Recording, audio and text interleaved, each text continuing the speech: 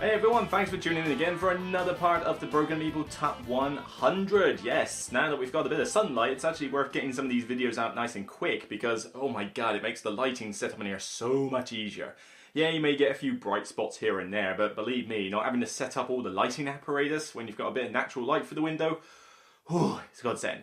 Anyway, yes, I hope you've enjoyed the first 20 games I spoke of. I love all the games on this Top 100 and it's exciting to talk about them all. So let's get on with it. I'm sure that's what you're here for. If you haven't checked out the 100 to 91 and the 90 to 81 yet, then go back, check those out, watch them in order. I'll do a geek list at the end of this and maybe as I go through, but start from the beginning, work your way through. So today, let's move on with numbers 80 through 71.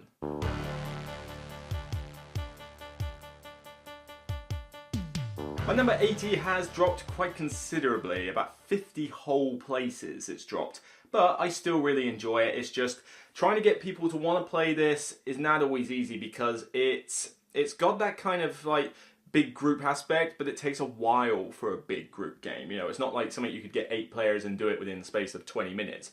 But the recent reprint of Escape from Aliens and Outer Space. Yeah, literally, I think all you can see in this picture is about the blue logo, basically.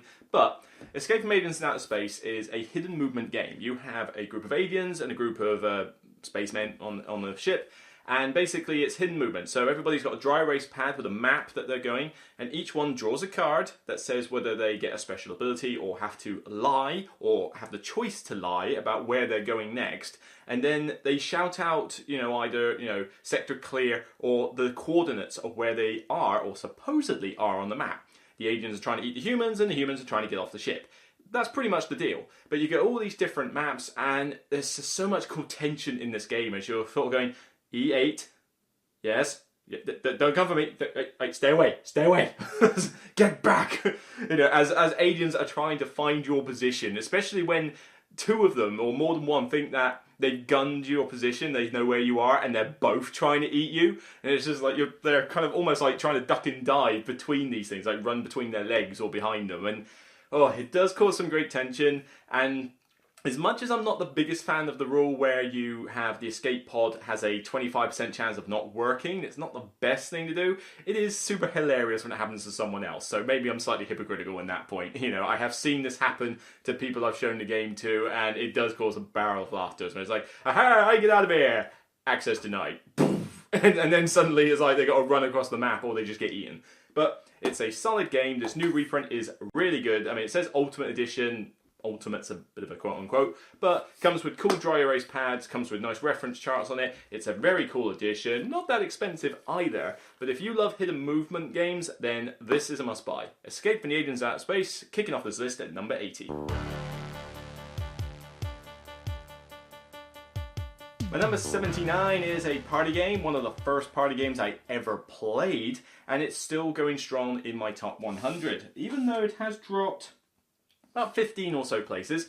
It's not that big of a deal, that's a fairly small movement when you consider all the games that I really like. But this is one of the original and still one of the, classics, and that is Dixit. This is Dixit Odyssey, and this box weighs a fair ton because I have a lot of cards in here. I've been buying expansions for the... Ooh, how rude. But I've been buying cards for this game, for ages. I don't know how well you'll be able to see there, but I mean, there's cards there, there's cards underneath, there's cards underneath that. Underneath the board, there's more cards. I've got an Eldritch Horror box there, which has even more cards. I mean, there is just so much in this box. It's getting crammed with cards, and it just adds to the variety. But I really enjoy this one because it's a good gateway party game, I find, because people will sort of go, well, we played all those mainstream party games in the 80s, we want something different, but we're still new. This is the perfect one to pull out, because it doesn't feel like those ones you played in the 80s and 90s, but it's still easy. You just give a clue, you don't want everyone to get it, but you don't want no one to get it either. Score points, new card, rinse, repeat, carry on, someone gets to 30 points. Odyssey is definitely the version you should grab if you can, because it comes with its score track and the bits you can lay the cards next to. Makes life a lot easier. The original's fine, but I find that box with the insert for the score track are very fiddly, and all you have to do is just slightly go like that, and suddenly your score is messed up, whereas with the track, it's easier to keep it in one place. So this is the one I'd hunt down.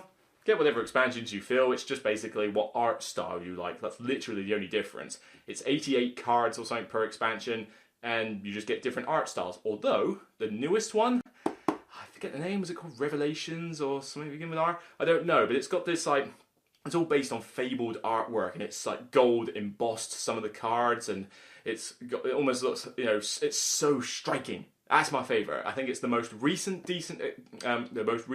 Dixit expansion. I think it's Revelations, I think that's the name for it. But yeah, go hunt that one down if you really want the best art, because I love that one. That is such a good one. But any of them are good. Dixit remains 79.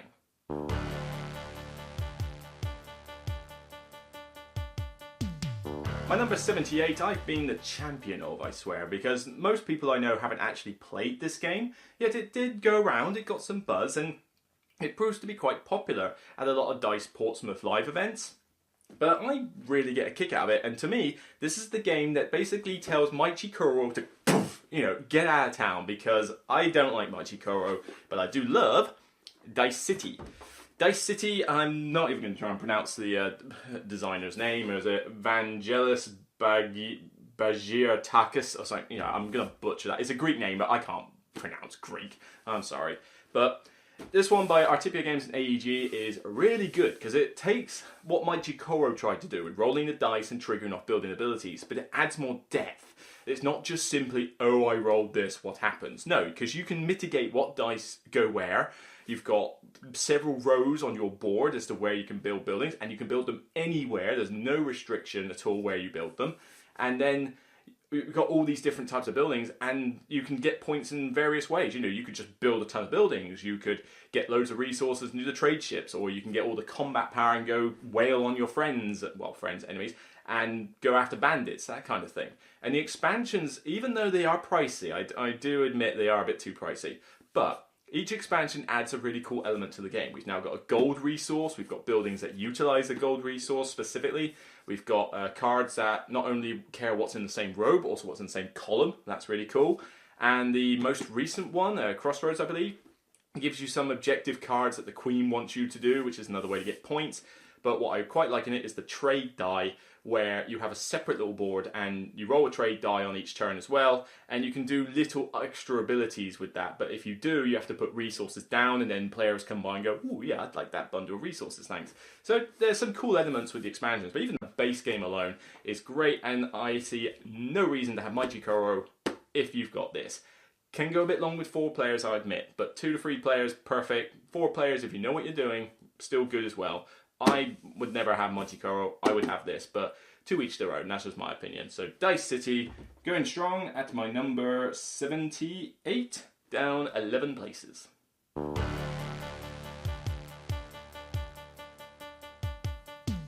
Number 77 is a Games Workshop licensed game, which is now sadly out of print because of the whole breakup between Fantasy Flight and Games Workshop.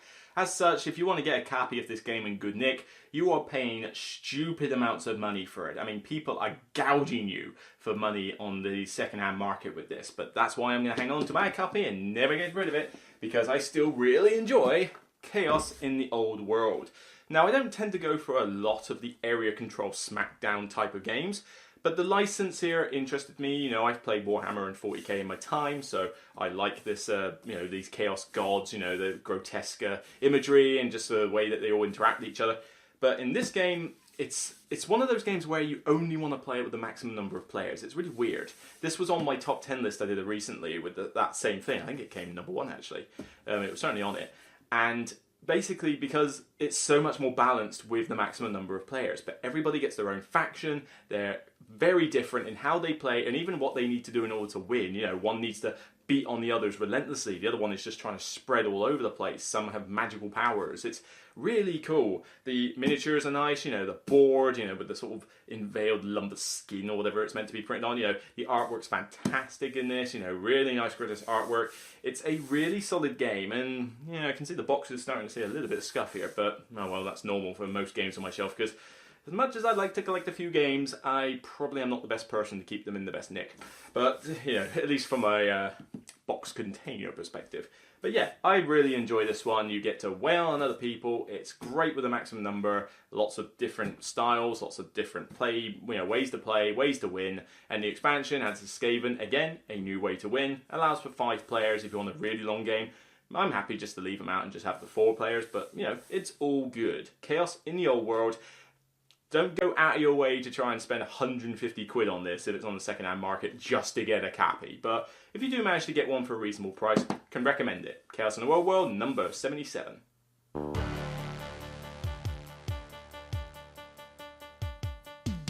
Okay, with my number 76, let's move on to something a bit smaller that's easier for me to hold in the hand. This one has also gone down quite a fair while. Chaos in the Old World was 35 places. This one is 36 places. Mainly just, it's not getting played as much lately. I think the buzz is slightly dying down on this with my gaming group, but we still play it every now and again, and that is the ever great killer Bang the Dice game. Bang, I've played the card game. Too long, too fiddly, and it just takes forever, for what it is. This one though put the King of Tokyo Yahtzee mechanic in there with dice, and speed it up considerably. I mean, you're talking 15-20 minutes a game, and you get barrel laughs, you're all shooting left and right, not sure who's on your side just to begin with, but some people are just waiting bullets anyway. And it's staying in the top 100 because the Old Saloon expansion that I've got for this is solid. It adds 2 extra dice you use, more characters, more rolls, roll special abilities that you can flip over, and the ghost, so that whoever gets knocked out first becomes the ghost and still participates in the game. Granted, if you get knocked out next, then you're kind of screwed. But yeah, the game's usually pretty done with at that point. You ain't got long to wait. But yeah, the expansion Old Saloon is definitely a must-buy if you enjoy this game. But even base game alone, I still got a kick out of it. I've really enjoyed it all this time. It's, box has seen a fair bit of scuff for this one, but then that's because I take it to a lot of events. And I could probably do with investing in some decent bags. Maybe some of those percussion bags, because IKEA bags are great, but they slide a lot in the car, and I think that's probably what's causing a bit of the damage. But like I say, that's for me to worry about. So, Bang the Dice game at number 76, still going strong. Really like it. Solid if you like all those social deduction style games, but want a Wild West theme with some dice.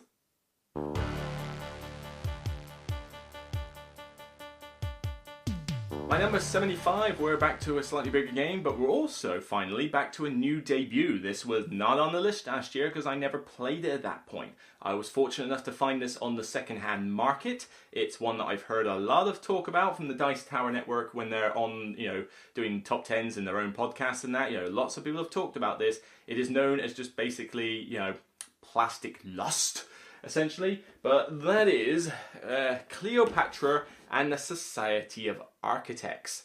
Cleopatra and the Society of Architects is, like I said, plastic lust. You literally turn the box on its head and build the palace with a ton of plastic bits, like loads of plastic is in this game.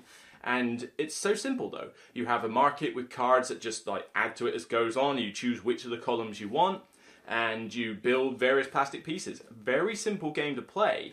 But what I really like about this is that you get this added element with the corruption mechanic, where certain cards are better, but they cause you to gain corruption. A bit like Lords of Waterdeep I mentioned earlier in another video. But whoever has the most corruption at the end loses the game. Not just negative points, outright loses. They get fed to the crocodiles and they lose. So everyone keeps their corruption hidden, and it's always like, ooh, I've got a fair bit here. Do I lose it? I think they're worse than me, and that's the thing. You want to have the second most corruption in this game, because that means you're using the best abilities without losing. But it's a really solid game. I was lucky enough to get this for about 25-30 quid on the second-hand market. For something that's out of print by Days of Wonder, I mean, that was a pretty good deal, actually. Not too bad, Nick. And all the plastic's in there. I just wish it was a bit easier to store the wretched thing, because it's got like a plastic inset in here, and I find it very fiddly to get the plastic that's in there, to get it sealed shut and then stick it in the box. So that becomes a bit of an annoyance for me, but to be fair, the box is only so big, you're only going to be able to do so much with it. I don't think you could physically design an insert to work with this that isn't already in here. But new debut, really like it. I like to bring this one out every now and again for, players who want to see something a bit more grand scale but nothing too complex. Number 75, Cleopatra and the Society of Architects.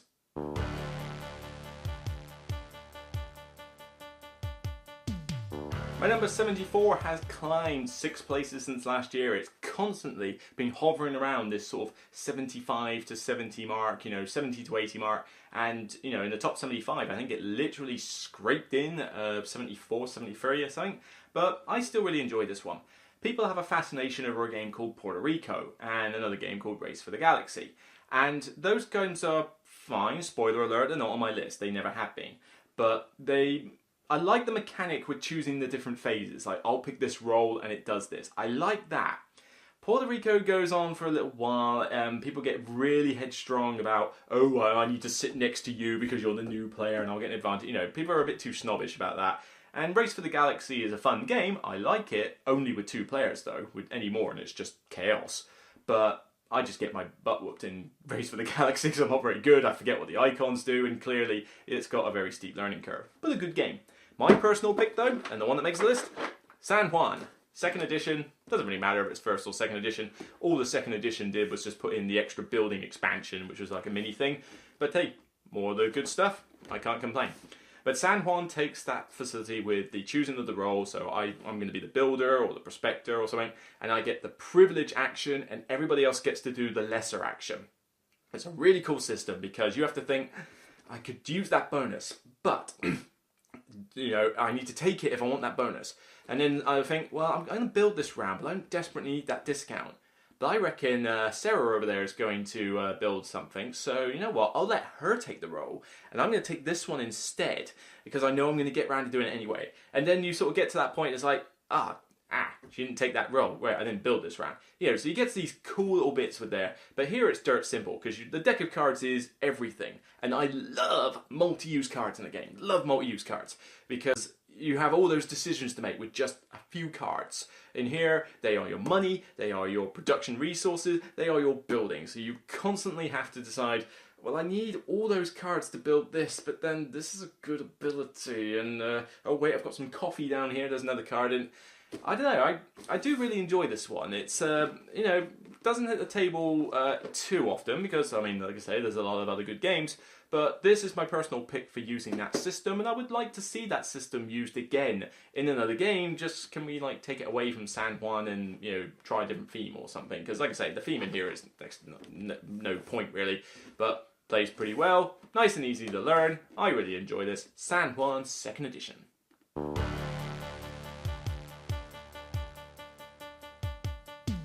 Okay, 3 more to go for this video, and we're on to 73. It's dropped a whopping 44 places, and I'm not entirely certain why. I still enjoy this game, but I think maybe just because we've had a lot of new good games, they're just starting to overtake this one.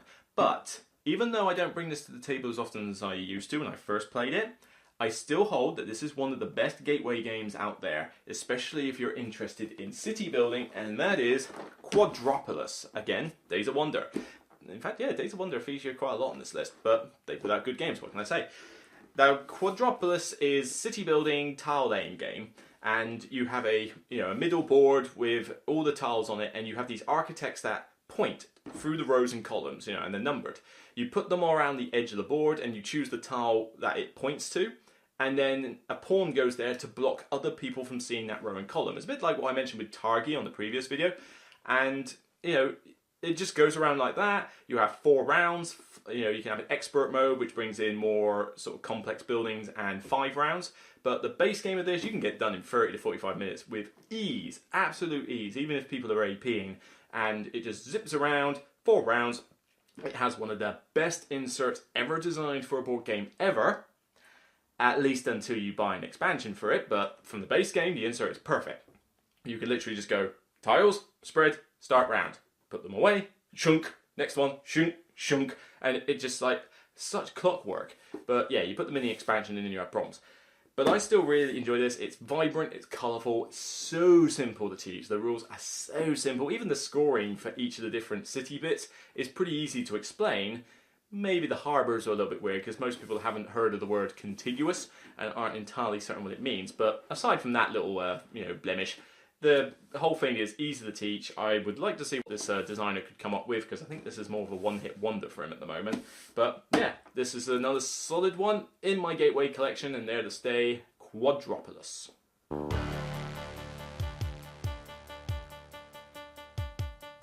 Okay, now I'm really like, hang on a minute, have I just got a bit of a Days of Wonder thing for this 10 because we've had Quadropolis. How many Days of Wonder have we had so far? Let's see, we've had, nope, that's AEG, that's fine. No, oh, maybe not as many as I thought actually. Cleopatra and the Society of Architects, Quadropolis and that. Oh, well, there's more Days of Wonder to come. I think this particular 10 just feels like it's Days of Wonder heavy. And next up is Shadows over Camelot, one of the first major co-op games that's ever been released, and certainly I think the first one that ever introduced a traitor mechanic, and still goes strong today. I would personally choose this over, spoiler alert, Battlestar Galactica, because Battlestar Galactica just goes on far too long, and if you don't know what you're doing with those rolls, you can mess up the entire game and destroy it utterly. Here though, fairly quick, about an hour or so, 75 minutes, for a typical game, 90 at the absolute max. That's if you've got a lot of players. But turns zip round pretty quick, everybody's involved, everyone's thinking, do we have a traitor in the midst? And if so, who is it? Because you may have a traitor, but you don't know if you do. Rules are simple, it looks gorgeous on the table, lots of colours, and I love to utilise that rule where it says you can't say the number of the card. That one I really love. I mean, yes, okay, it's a gimmick, and it's not desperately needed, but I just like coming up with the whole references of well, I got some squires, a few peasants, you can have them. I've got the champion, he's there, he's right there, and the runner-up. And it's just great, and to go to the river and say, oh, it's alright, I'm just tossing in peasants into the river to get Excalibur. Yeah, controversial much, but I really like it. Bruno Cafala puts out some really great games, Serge Leger also as well, but Days of Wonder, like I say, they knock it out of the park with these simple games that have enough depth but are accessible to many. That's one thing that they have as a good shtick, and it's one reason I like them so much. So Shadows over Camelot, if you want a good co-op with the traitor mechanic that doesn't get too complex and allows you to come up with more Monty Python jokes than you would have believe, then this is the one for you. My number 72.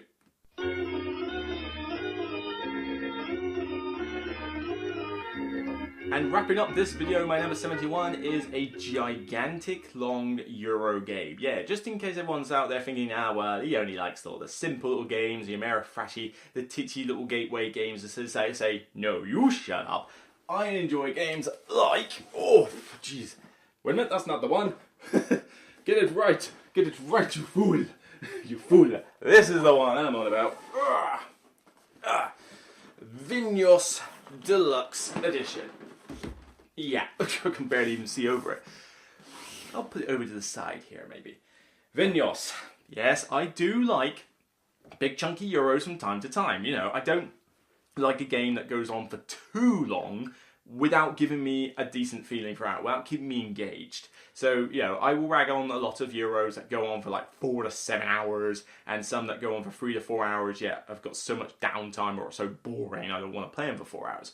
But this one though, there's just something about it. The mechanics in this are really sound. I like the new revised 2016 rules in here because I thought the original Vinhos was a bit complicated. It was very fiddly.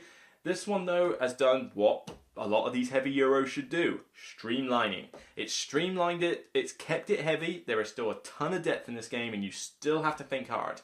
But it streamlines it so that the rules are easy enough to understand. The theme is very well tied into the mechanics with building the vineyards and having the experts that are interested in taste and aroma and viscosity and I forget actually, but 3 different characteristics of wine. And the wine fair that you're saying, right, I'm going to submit my prize wine and it's going to rise up and in a little mini competition. It's a great game. And Eagle Griffin have put out a stellar production with this one, with good art, with good components. It's fairly stark in the way it's presented, but it just looks really colourful. It just looks really striking on the board. People notice it. It's a bit of a mission to teach, but there are ways to get around it. You just have to be really comfortable with the rules, or you can go watch. I don't know if Rodney Watch It Play did a video for this, but I know Paul Grogan did. So watch a video run through on this. It's still worth it, but it's a pricey one. Yeah, this was a costly one to get, but it's a really cool game. I like playing it with 2, 3, occasionally 4. 4 goes a bit long, but 3 players is such a good sweet spot for this game. Enough interaction, enough of a enough competition to get you going.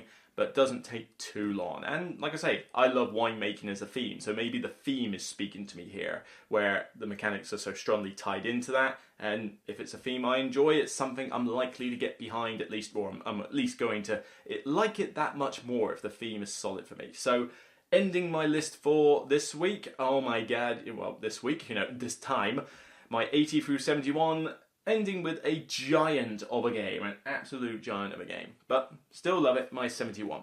So that's it for these 10. I'll get on with recording the next 10 in this match. I hope you're enjoying this so far. Again, leave me comments, get in contact. I want to know if you like these games. Do you think they should be higher, lower, off the list? Which ones have I mentioned in spoilers that aren't going to be on the list? Do you think, hang on, why are they not present? I want community engagement. That's what I like doing about this.